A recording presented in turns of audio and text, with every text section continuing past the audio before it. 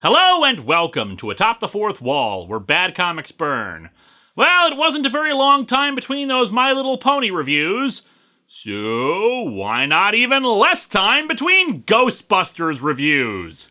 Considering how long the last one was, and focusing more on defending a movie adaptation, I didn't really have much time to talk about Ghostbusters in comics. Like every other popular franchise, it's been shopped around to half a dozen publishers, with the Now stuff we looked at being the first iteration, and pretty much focused exclusively on the real Ghostbusters. In addition to Now, Marvel UK was also producing additional stories and reprinting the American ones. Aside from reprints from Welsh Publishing Group, there was also a brief time in 2004 when the franchise was licensed to 88 MPH Studios. With a name like that, you'd think they'd at least have some Back to the Future comics, but nope! The only things the studio produced were a Transformers art book and the miniseries Ghostbusters Legion, with plans for an ongoing series that never materialized due to financial issues, compounded by the company's owner, Sebastian Clavitt, promising refunds for books that were never made. And said refunds never being made either. These men are consummate snowball artists. And also, like every other major franchise, it eventually landed in the hands of IDW. They've had some minis, an ongoing or two, and of course, the thing that everybody demanded, crossovers with other properties that they had nothing to do with. And to be fair, Infestation was fairly light on the crossover stuff, mostly just one element traveling through all the books and starting a zombie plague, but then we had a direct crossover with Teenage Mutant Ninja Turtles. I fully expect someone to patron me that at some point in the future, and yet still not a single request for Batman/TMNT, Big Trouble in Little China /Escape from New York, or, wait, what the hell is that? Anyway, they also released a bunch of one-shots. A few of them were holiday-themed, hence we get to Ghostbusters, Past, Present, and Future, a Ghostbusters Christmas comic that, of course, evokes the real Ghostbusters episode where they traveled through time somehow and accidentally prevented Scrooge from learning his lesson, in turn leading to the destruction of Christmas as we know it. Scrooge even made an alternative story written for the masses instead of A Christmas Carol that decried the holiday. And yet somehow Cricket on the Hearth wasn't up to the task of saving it. But of course, that's just one way for things to go when it comes to pairing the Ghostbusters and A Christmas Carol. What's another way? Well, let's dig into Ghostbusters, Past, Present, and Future, and see what happens.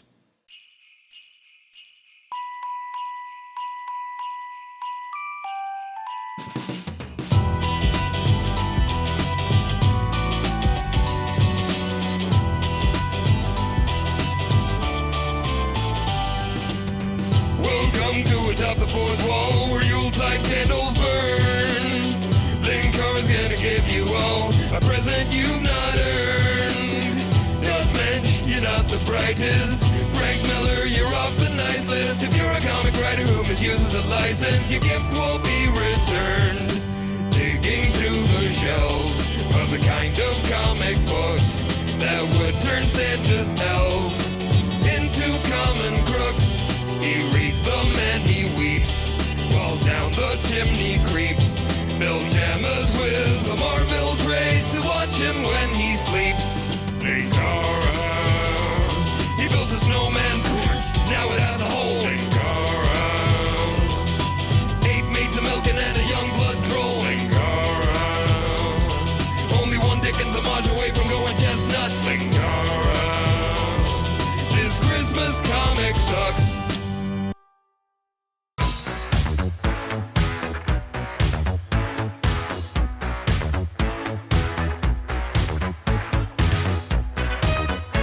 Reading from a trade, but it just so happens that the trade shares the cover of the individual issue, so why not? It's okay. Just a collage of the Ghostbusters, the Ghosts of Christmas, Scrooge, and for some reason, Slimer acting as Jacob Marley. Mankind should have been my business!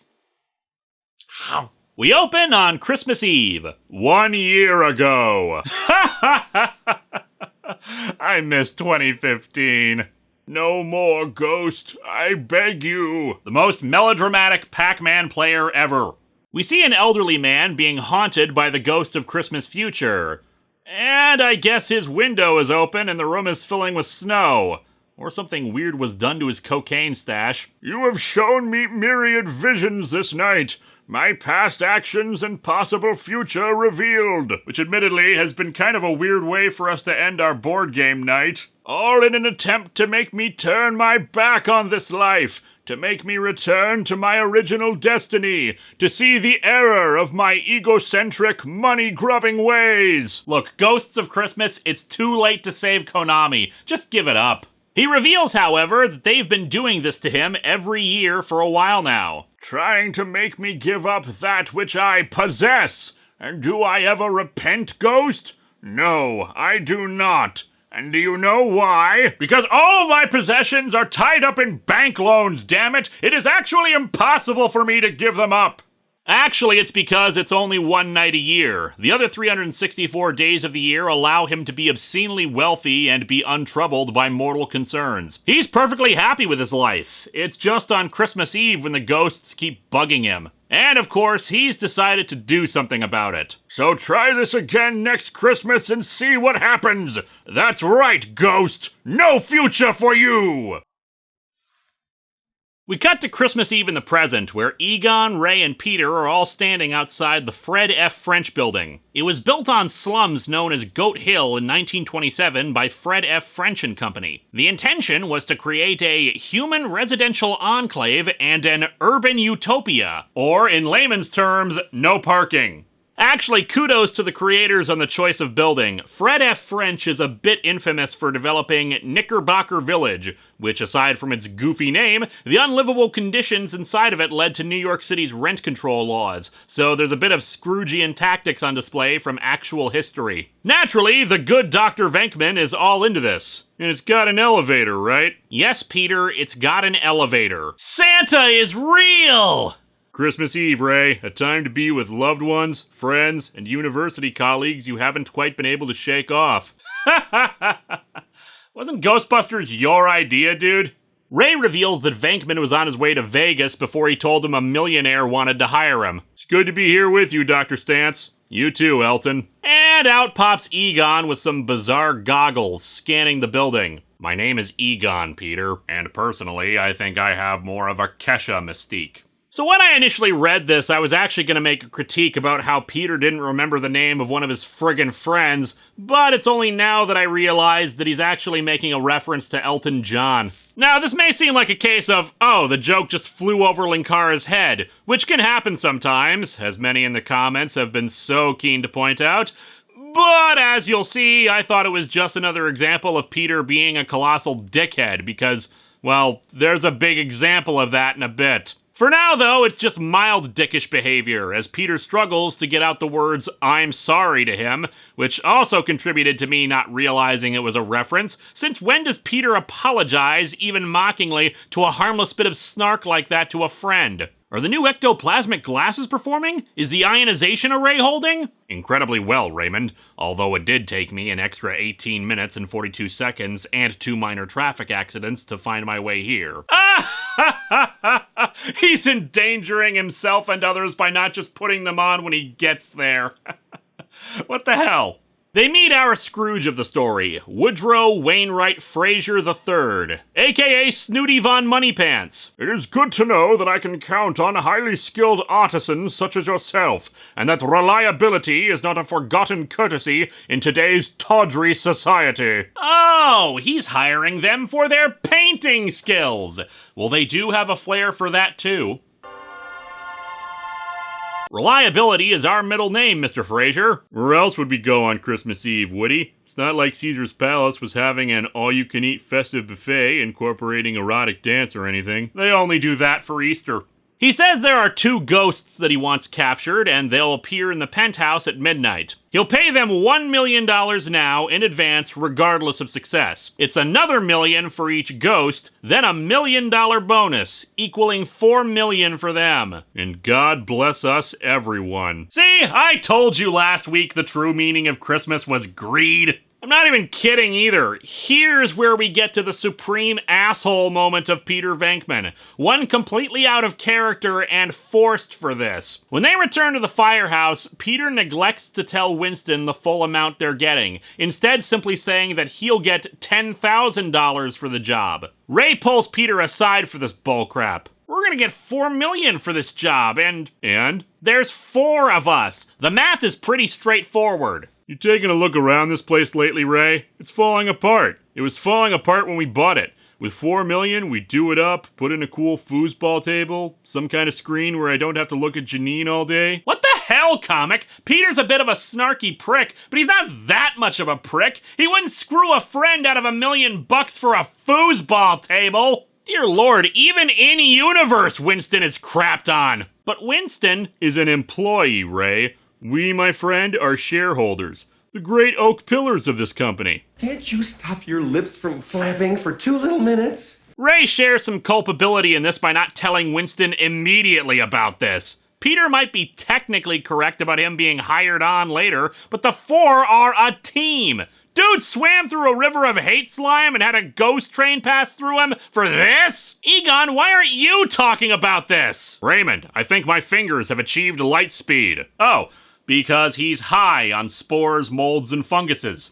Gotcha. We learn more about the guy being haunted. His ancestors date back to American independence alongside Thomas Jefferson, and he comes from a long line of industrialists, to the point where he even bought out his own father from the company in a hostile takeover. So what's Venkman's idea on how to handle it? Okay, so we throw a gas canister in his mouth and shoot it. Kablooey. Job done. Oh, shut up! You don't get to joke about that when you're about to withhold $1 million from someone, jackass! What's more, he's still being haunted, and he's the one paying you a not unsubstantial sum, dude. Maybe you shouldn't joke about murdering him if you want that $4 million. The first ghost arrives. This ghost, chick or dude? I really have no idea. Hate it when that happens. Peter, you've just earned the Dave Coulier voice. I hope you're happy. PKE surge? Off the chart, Ray. I think it broke my glasses. Don't worry about it. When you're done with this job, you'll be able to afford a whole new PlayStation VR.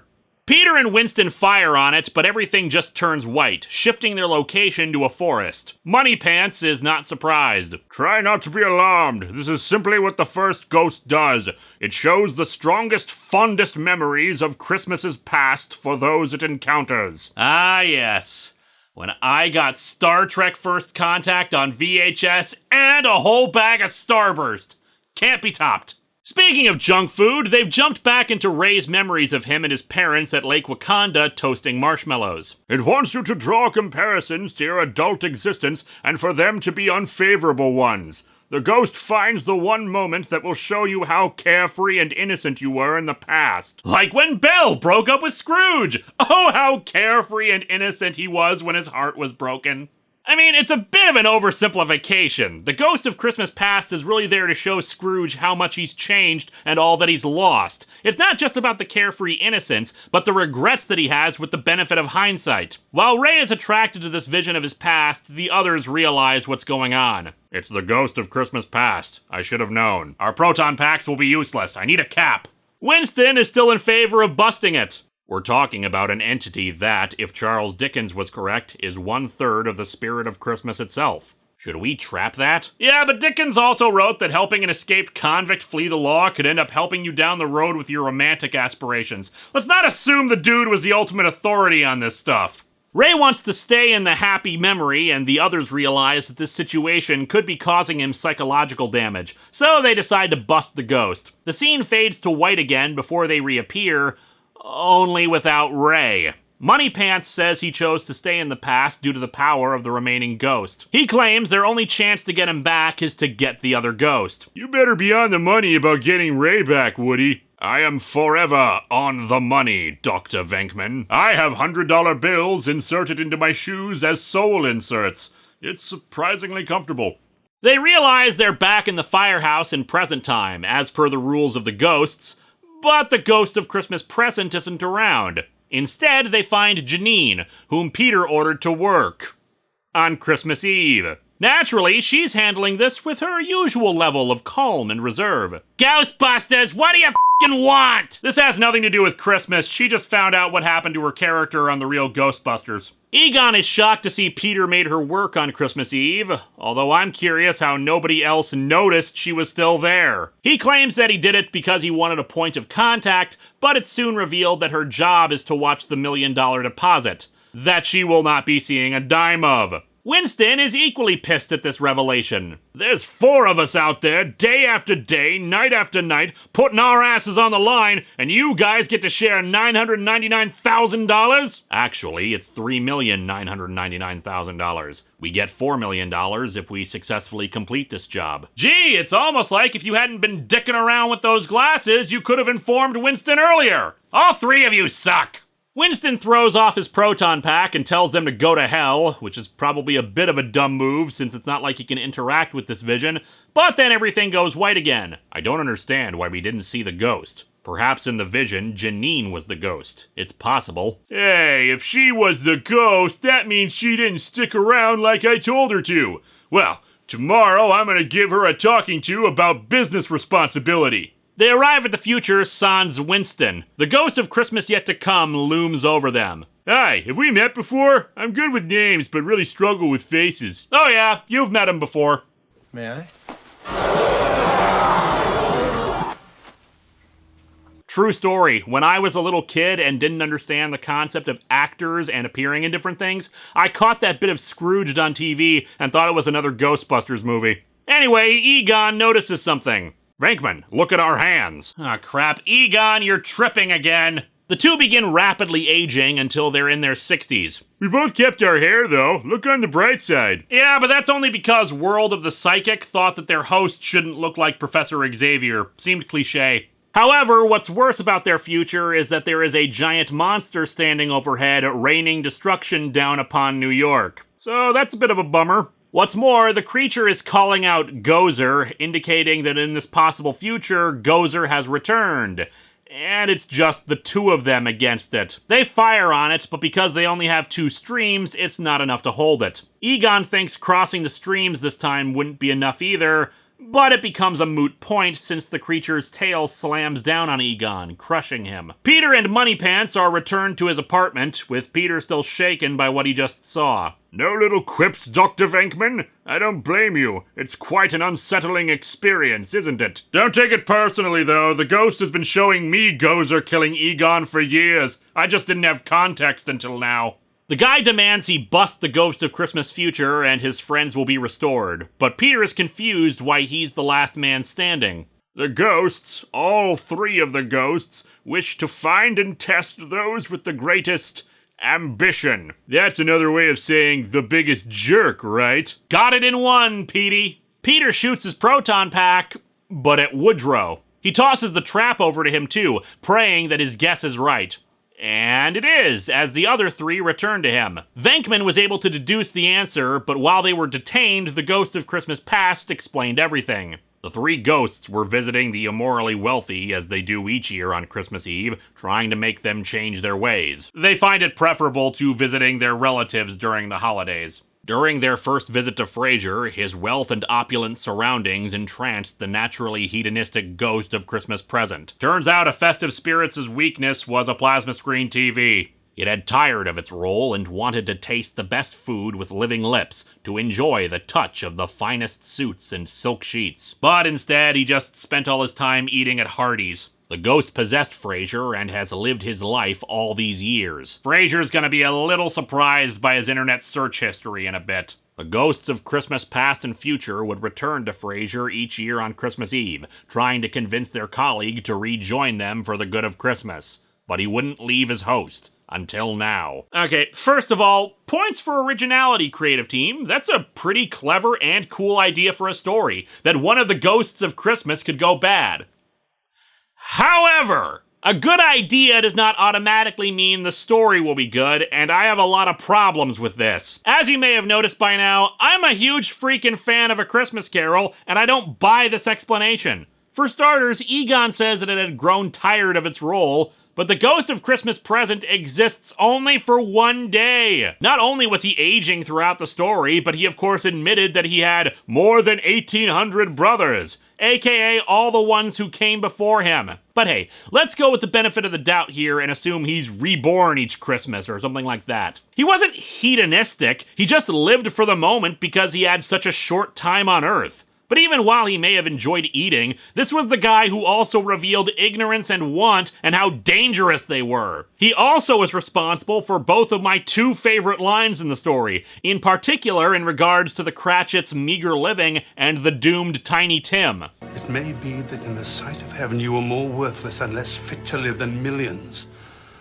like this poor man's child. He didn't care about opulence, he cared about kindness and decency. Forgiving even all of that, now is when he notices, hey, wealthy people get all the best stuff. Didn't Egon say they do this every year? Was Woodrow the first one who actually used his money to buy nice crap? Plus, he's been in this guy for decades? If he really is the spirit of Christmas, does that mean Christmas has sucked for this many years? What the hell? But whatever, the other two ghosts take him away. Our heroes examine Frasier, wondering if he's alright. He's suffering psychic withdrawal after long-term possession. He'll display overt gratitude any second. I'm going to sue you all until you bleed from orifices you don't even know you have! Well, after saving you from possession for however long, it's nice to know that you enjoy speaking out of said orifices. And so our comic ends with Peter apologizing to Winston, having learned his lesson from this experience, but Winston believing the $4 million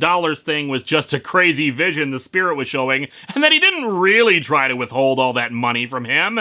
And Peter just nervously agrees. Smooth. This comic is frustrating, and I'm leaning towards it sucking. Credit where credit is due. It's a clever idea, and it was very well hinted at in Frasier's initial conversations with the other ghosts, but the execution is not exactly great. Peter comes off as the biggest jackass in the world for the stuff he pulls in this. He gets in some funny lines, but that charm only gets you so far when you don't pay someone the money they deserve, then lie about it. And the fact that the other two just went along with it is equally crappy. And as I explained, the motivation of the Ghost of Christmas Present embracing more earthly desires feels like a betrayal, or at the very least, gross misunderstanding of the character. If I was doing it, I'd tie it back with the theme of unrepentant dickery, that he grew tired of misers rejecting the better possible future and continuing in their evil ways, becoming gradually disillusioned with their mission until something had to give. In addition, the future vision felt very lacking and more fan-servicey. So, how does Gozer come back in the future? Why did their past actions result in this terrible future with Gozer destroying everything? It just all feels like wasted potential. Next time, we end the Christmas comics for this year with the most festive of subjects. Elvira, Mistress of the Dark.